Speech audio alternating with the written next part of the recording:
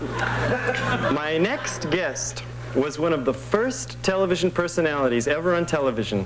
His show was on from 1947 to 1960, and for me, he was the first star that I was ever aware of in my whole life. Ladies and gentlemen, it is my honor and privilege to present the original, yes, the original Howdy Doody.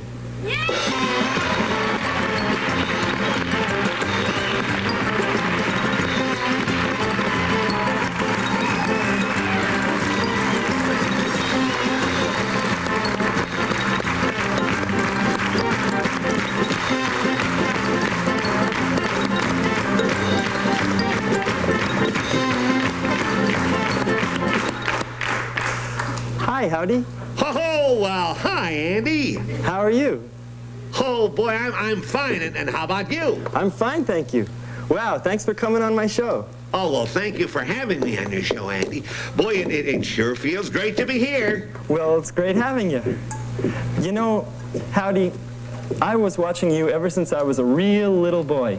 I used to every day go before the television, and I'd sit down and turn on your show at 5:30 every day, and I just thought it was great. Oh, gosh, well, thank you, Andy. You know, you're even older than me. Your show came on in 1947, and I was born a few years after that. So that means I was watching you since the time I could just first perceive images or sounds. Before I ever even knew what a television set was, I was watching you. So, like, you're the first friend from television I ever had. Probably the closest, I think. And I always wanted to meet you, and now I finally am. Well, Andy, I'm glad to meet you, too. You know, I was once in your peanut gallery when I was 5 years old, you know?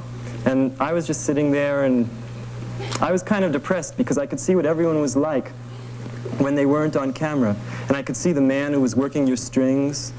And I must say, even though I could, you know, even though I could see your strings and everything, to me, you're just as real as anyone else who's on this show. And I feel like I'm really talking to a real person.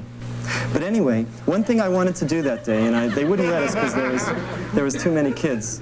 And I just always wanted to do this, and I'm just wondering if I maybe could. And that was to touch you. Do you think maybe I could touch you? Well, sure, Andy. Go ahead. You can touch me. Okay. Wow. You know, another thing that I always wanted to do was I always wanted to shake your hand. Do you think maybe I could shake your hand? Oh, sure, Andy. Okay. You know, this is just like a fantasy fulfilled for me. Because I always used to wanted to be on your show. And I always used to want to be on your show. And I thought that your show, you know, in Doodyville, that's where your show was. And I thought Doodyville was inside of the television. You know, like the television was this box. And if I went inside the box that was the television, I'd be in Doodyville. And I always wanted to be on your show. Now here it is, about, I guess, 20 years later.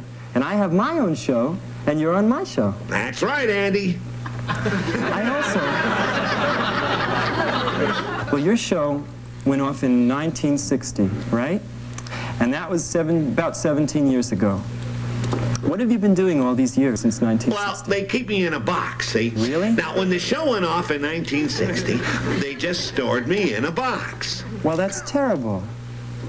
Oh, no, Andy, it's okay. You see, it's a regular box, Yeah. and I'm folded a certain way, and I just stay in the box.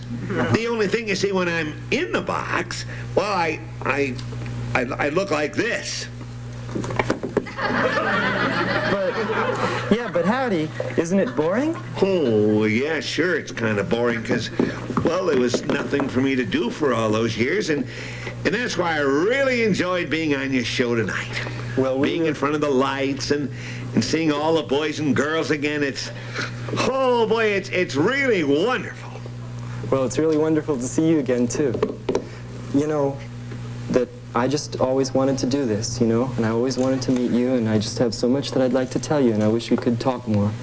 But, well, I just want you to know that I love you, and this is really something for me. So, is there anything that you'd like to say to all the boys and girls? Well, I just want them to know that, well, even though they're all grown up now, they should never forget all those things we hope they learned on our show. You know, things like, oh, they should always brush their teeth and eat the proper foods and listen to their moms and dads and be nice to people. Oh, and you know, those aren't just for kids, but also for the grown-ups, too. And no matter how old they get, please remember that, well, Andy, I'll always be thinking of them, and there'll always be a place for them in my heart.